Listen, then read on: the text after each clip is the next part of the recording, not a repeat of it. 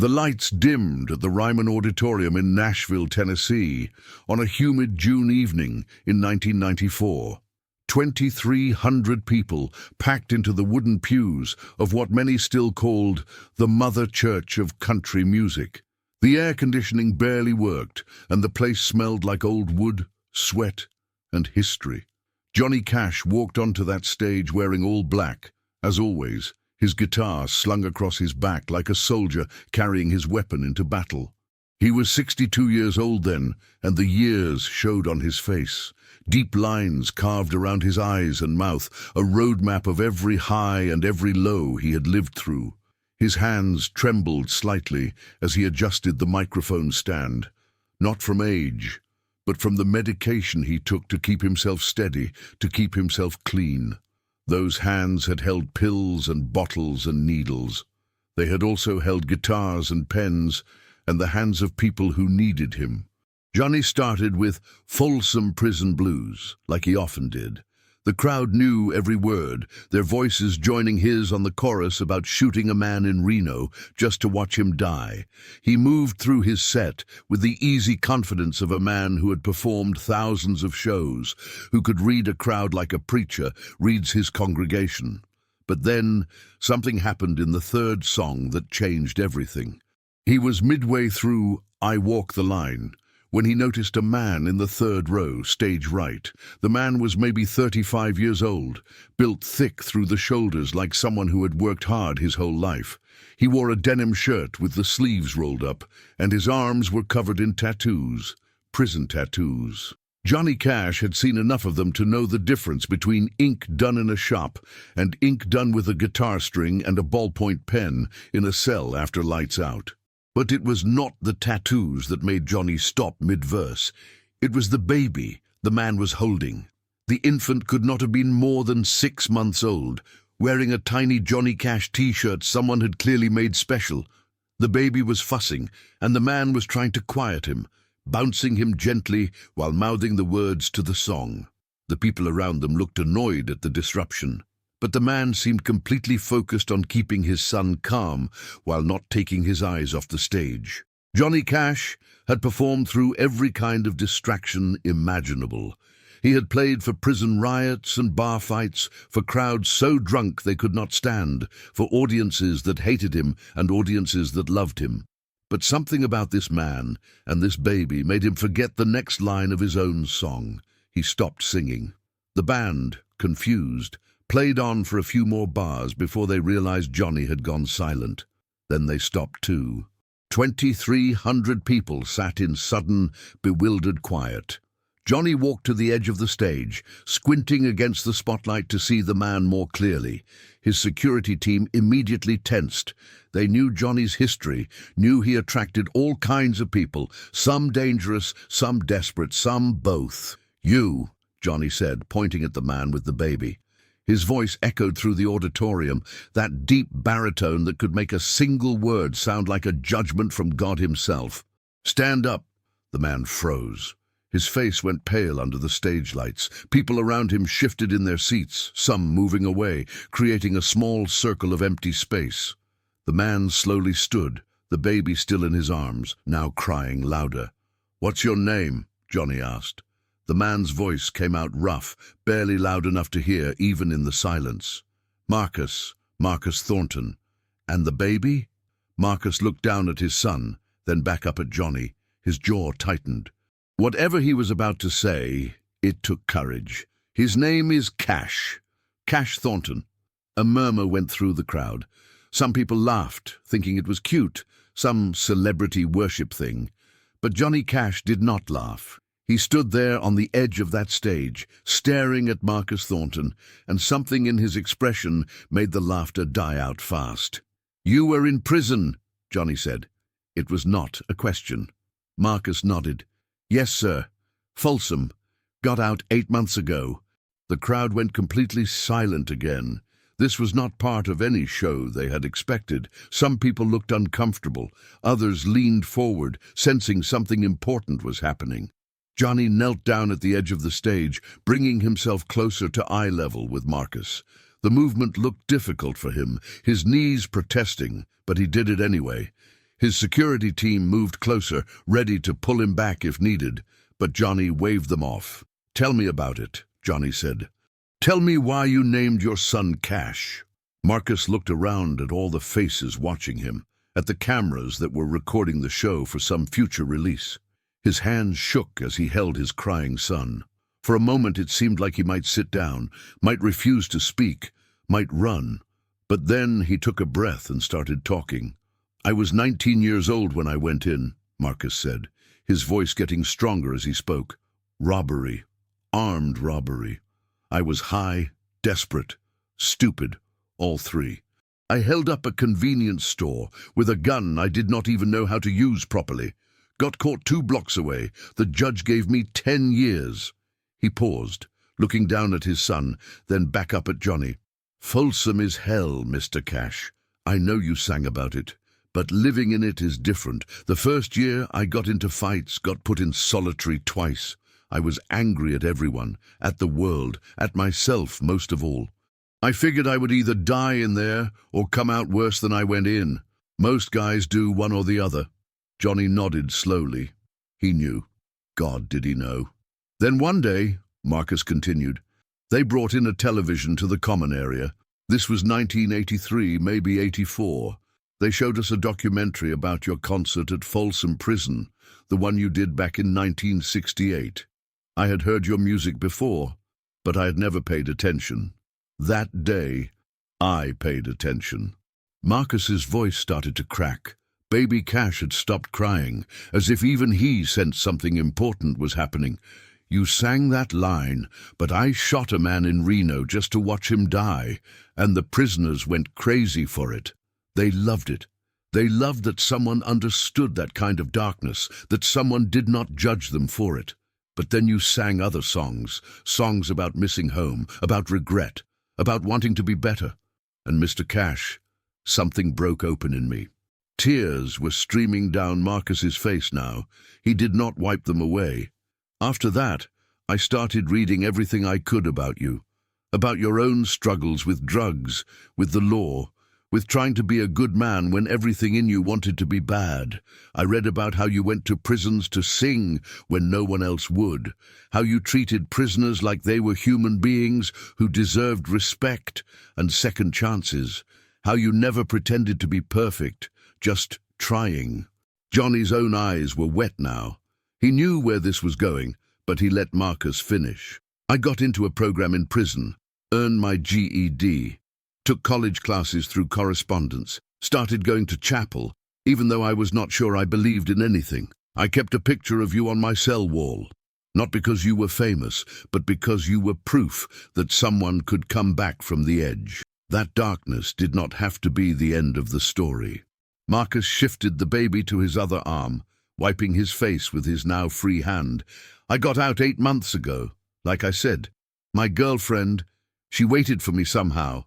I do not deserve her, but she waited. We had Cash 3 months after I got out. When we were trying to pick a name, I told her about you, about what your music meant to me in that place. She said we should name him Cash as a reminder that redemption is real, that people can change, that one person caring enough to show up and sing for prisoners can echo forward through decades and save somebody's life." The entire Ryman Auditorium sat in stunned silence. Some people were crying openly now. Others sat with their hands over their mouths. Johnny Cash stood up slowly from the edge of the stage. He unstrapped his guitar and handed it to a stagehand. Then he did something that made his security team rush forward. He climbed down off the stage and walked into the audience. The crowd parted for him like water. He walked straight to Marcus Thornton, this ex-convict holding a baby named after him in the 3rd row of the Ryman Auditorium. And Johnny Cash, the man in black, opened his arms.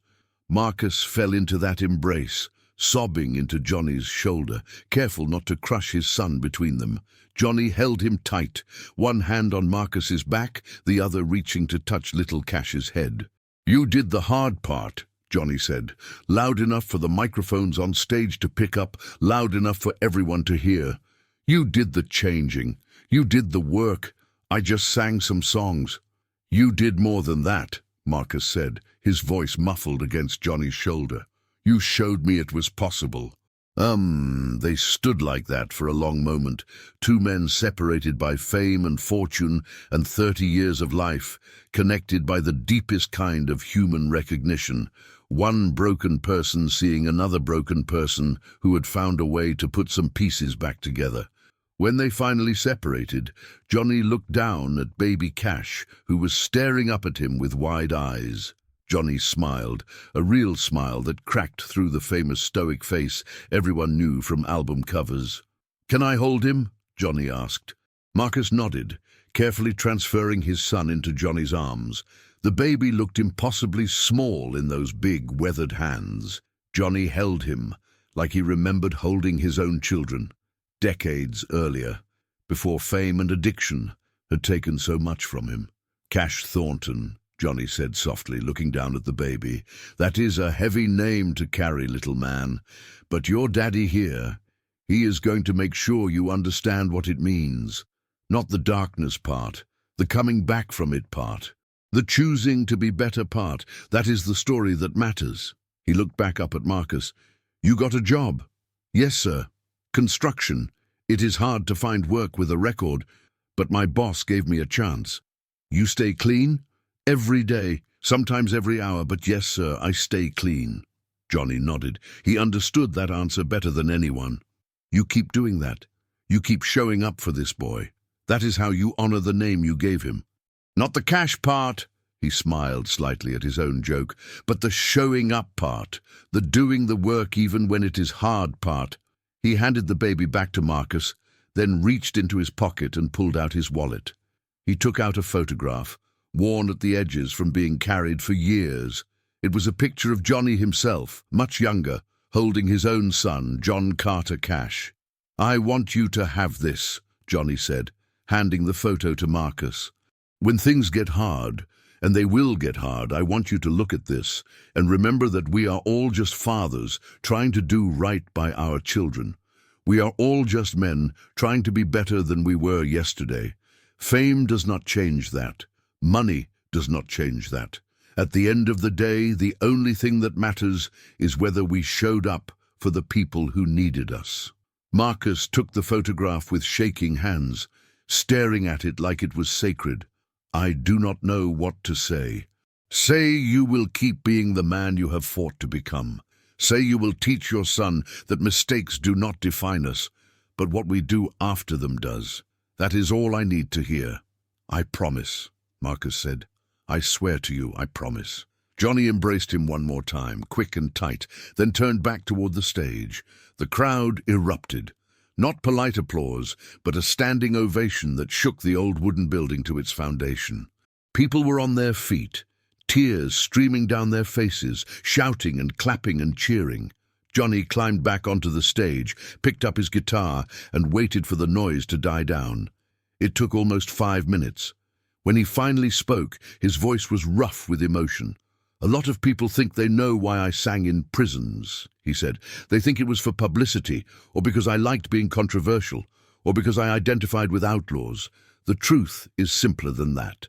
I sang in prisons because I could have been in one myself, because grace is the only thing that separates the lucky from the unlucky, because every single person, no matter what they have done, deserves to be reminded that they are still human, still capable of change, still worthy of a second chance." He gestured toward Marcus, who was sitting back down, holding Cash close, the photograph still clutched in his other hand. "That man right there, Marcus Thornton, he did not need me to save him. He saved himself. He did the impossible work of becoming better. All I did was sing some songs that reminded him it was worth trying. If my music has meant anything, if these decades of performing have had any purpose, it is moments like this. It is knowing that somewhere, somehow, the darkness I went through and came out of helped someone else find their way to the light." He started playing again, this time a song called Redemption, one he had written just a few years earlier. The lyrics talked about falling down and getting back up, about shame and forgiveness, about the long road from who we were to who we want to be. As he sang, his eyes kept drifting to the third row, to Marcus Thornton and baby Cash. And Marcus, this ex-convict who had fought his way out of hell and named his son after the man who had helped him see the exit, mouthed every single word. After the show, Johnny invited Marcus and his girlfriend backstage. They sat in his dressing room for over an hour, just talking. Johnny held baby Cash again, making faces to make him smile. He gave Marcus his personal phone number, made him promise to call if he ever needed help, if he ever felt himself slipping, if he ever just needed someone to remind him why he was fighting so hard. Marcus asked Johnny to sign the photograph he had given him. Johnny did, writing on the back, "For Cash Thornton. May you grow up knowing that every man falls down, but the measure of a man is whether he gets back up. Your father did. Be proud of him. He is a living example of grace." The story of what happened that night at the Ryman spread fast. News outlets picked it up. The footage from the concert cameras, showing Johnny climbing off stage to embrace Marcus, became one of the most replayed moments in country music history. But the story did not end there. Johnny Cash set up a scholarship fund for children of ex-convicts trying to rebuild their lives. He named it the Second Chance Scholarship, and Marcus Thornton was appointed to its board. Over the years, it would help hundreds of families, giving kids whose parents had made mistakes a shot at education and opportunity. Marcus himself became a counselor, working with at-risk youth and former inmates, trying to transition back to society. He spoke at schools and community centers about his time in Folsom, about hitting rock bottom, about the strange and powerful way that a Johnny Cash concert recording had reached through prison walls and grabbed hold of his soul. And Cash Thornton, that baby in the third row, grew up knowing his name meant something. He knew it meant his father had fought his way back from darkness. He knew it meant that redemption was real. He knew it meant that sometimes the most powerful thing we can do is show up for each other, see each other's humanity, and refuse to let anyone's past be the final word on their future. Johnny Cash died in 2003. 9 years after that night at the Ryman. Marcus Thornton, his girlfriend who became his wife, and 14-year-old Cash Thornton flew to Tennessee for the funeral. They stood among legends and celebrities and ordinary people whose lives Johnny had touched. At the reception afterward, June Carter Cash, Johnny's wife, found Marcus in the crowd. She had heard the story many times. Johnny had told it often in his last years, always with pride, always as evidence that his life had meant something beyond the fame. She took both of Marcus's hands in hers. "He talked about you all the time," she said, "about that night, about your boy. He said it reminded him why he did what he did, why he kept going even when everything hurt. Thank you for that gift. Thank you for showing him that it mattered." Marcus could not speak. He just nodded, tears flowing again, like they had that night 9 years earlier in the third row. The truth about redemption is that it is never just about one person. It ripples outward in ways we cannot predict or control. Johnny Cash's own redemption story, his own fight back from the edge, had saved Marcus Thornton. And Marcus's redemption, made visible through the presence of a baby named Cash in the third row of an old auditorium, had given Johnny's story new meaning in his final years. We are all connected by the stories we tell about survival, about second chances, about refusing to let our worst moments define us.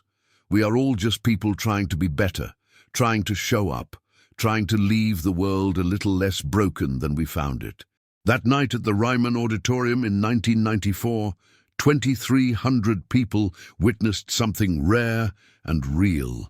Two men recognizing each other across the distance of their separate lives, acknowledging the hard truth that we are all fallen, all struggling, all in need of grace. And for 16 minutes, in the sacred space between performer and audience, everyone in that room remembered what it means to be human. If you have ever felt like your past mistakes define you, like you cannot come back from where you have been, remember Marcus Thornton in the third row. Remember that change is possible. Remember that showing up and doing the work one day at a time, 1 hour at a time, can turn you into someone you never thought you could be. Remember that somewhere, someone is watching your fight, taking hope from your struggle, naming their future after your example of what it means to refuse to give up. That is the legacy we all leave, whether we are famous or unknown. That is the measure of a life well lived. What story are you living that might give someone else hope? What second chance are you fighting for? Share your thoughts in the comments below, and do not forget to subscribe for more stories about the moments that remind us what it means to be human, because we all need those reminders. We all need to know that redemption is not just a word in a song. It is a choice we make every single day to keep walking toward the light.